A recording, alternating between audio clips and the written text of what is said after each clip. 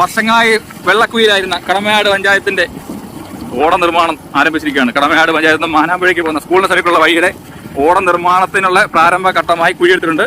ഓടയ്ക്ക് കുഴിയെടുത്തപ്പോൾ റോഡിനും വീതി കൂടി. ഈ റോഡ് കൂടെ ഒന്ന് വൃത്തിയാക്കിയാൽ ഞങ്ങൾ കടമനാട്ടുകാർക്കും അയൽക്കാർക്കും മനസ്സമാനമായിട്ട് ബാറിന്റെ അവിടുത്തെ തിരക്കൊഴിവാക്കി കൂടെ ജംഗ്ഷനിലേക്ക് വരാമായിരുന്നു. അതുകൊണ്ട് പഞ്ചായത്ത് അധികൃതർ എത്രയും പെട്ടെന്ന് നല്ലൊരു തീരുമാനത്തിലെത്തി റോഡ് കൂടി വൃത്തിയാക്കുകയാണ്. റോഡിന്റെ ഓടയൊക്കെ വൃത്തിയാക്കിയിട്ടുണ്ട്. അടിപൊളിയായിട്ട് റോഡ് വൃത്തിയാക്കിയിട്ടുണ്ട്. കണ്ടോ അവിടെ പിള്ളേരുടെ പണിയുണ്ടോ? ഫുള്ള് പണിയുണ്ട്. അടിപൊളി.